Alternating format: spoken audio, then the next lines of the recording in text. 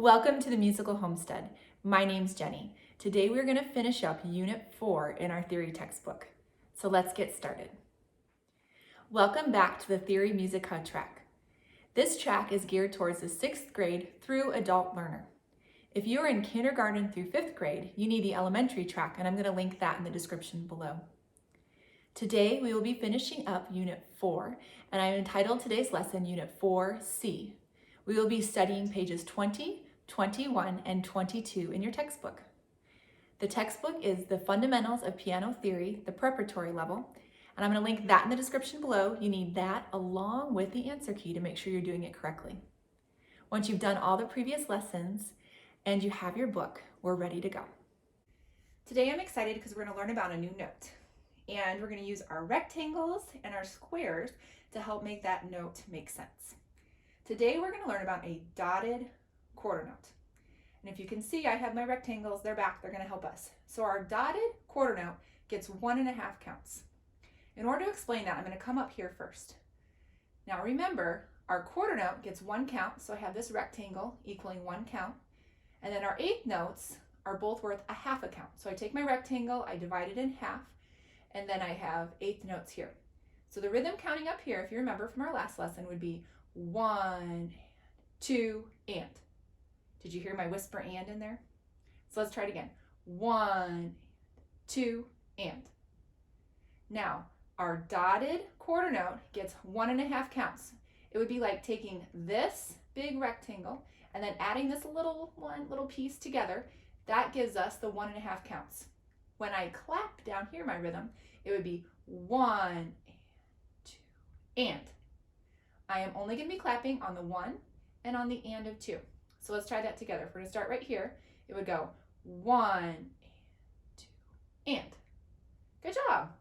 Now down here, you can see that a dotted quarter note gets 1.5 counts, which is the same as a quarter note and an eighth note. Now there are some examples in your book where you need to write the counts in, and they also want you to play those on the piano. If you remember in the last lesson, I explained some steps that you should do before you just go ahead and play something on the piano. I'm going to link that in the description below. Hopefully you printed off that sheet and you can just have it on your piano, and so you can walk through those steps and give it a try before you just sit and play. Make sure you always have the rhythm and it's correct and you've clapped it before you play an example on the piano.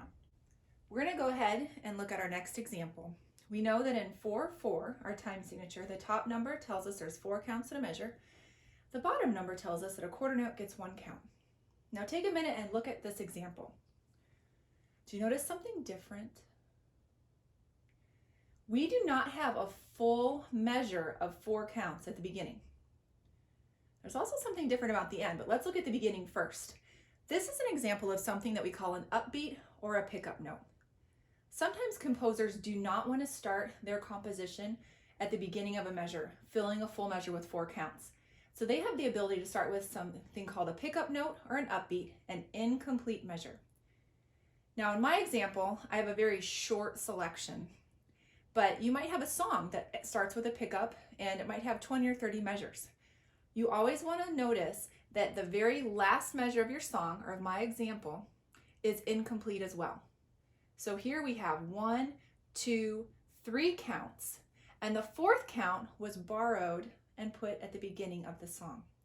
When you add the incomplete measure at the beginning of your song or selection and the incomplete measure at the end, together they're going to get this top number here in your time signature. The next thing we have to talk about is how do we count this rhythm?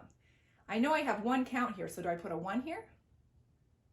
The same thing is going to apply as what I just talked about. We can go to the end and we would go 1, 2, 3, and then this becomes 4 right here.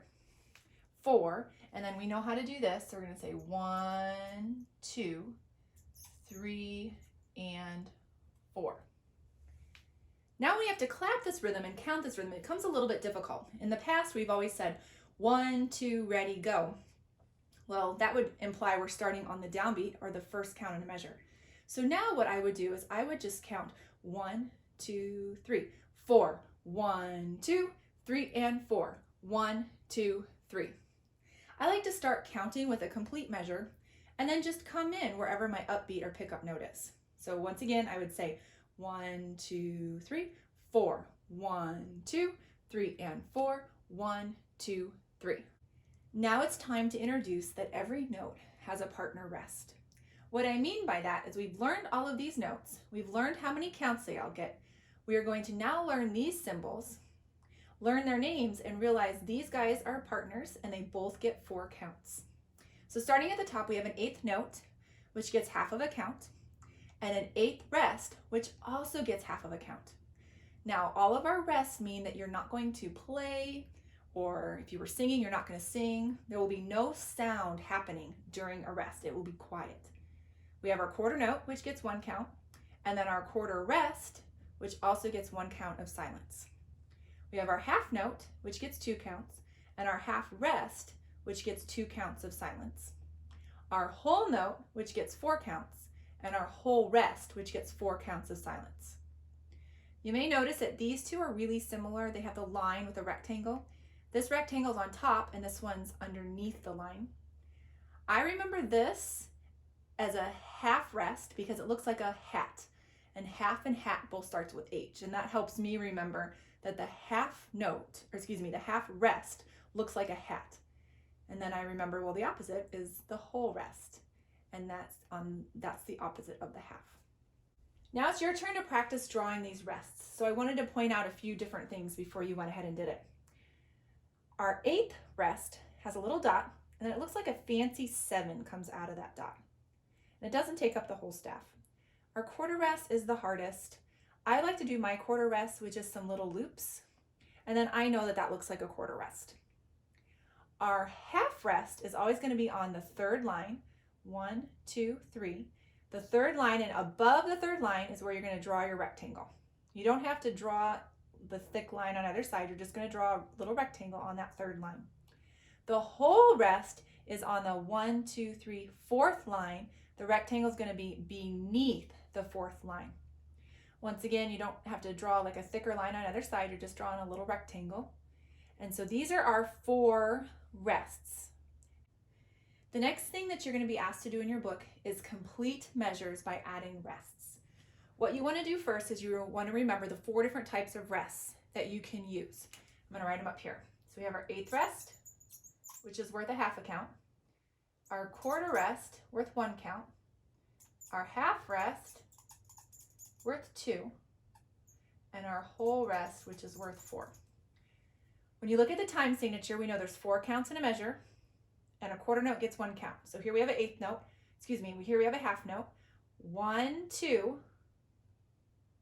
We need something that gets 2 counts, which is going to be our half rest. We have 2 8th notes, so this is worth 1. 1, 2, 3. We need a quarter rest to fill that. Now go into your textbook and finish all of the measures by adding one of these 4 rests to complete the measures. That is the end of Unit 4. We have finished the rhythm unit for our preparatory level. Now it's your turn to do your homework. You need to do the pages in your textbook, and then you want to do the crossword puzzle that finishes those pages. If you have any questions, refer back to these videos 4A, 4B, and 4C. I'm also going to link some other videos in the description below that you can do to help you get better at rhythm and keeping a steady beat. And lastly, I'm going to link these flashcards. What I love about these flashcards is they have all the notes in it so we can work on our note naming, but they also have rhythm in them as well. They have all of the rhythm notes that we've talked about. So this is a whole note, and on the back it tells you about it. Then they also have some examples in our time signature so you can practice your clapping. This is a really good tool to pick up so you can get better and better at your rhythm. I am really excited that we got through Unit 4 and I'm ready for our next adventure. Make sure before you go, you click the subscribe button, give this video a thumbs up, and turn the bell on so you don't miss any of our other fun games and activities. I'll see you next time, and we'll be doing Unit 5.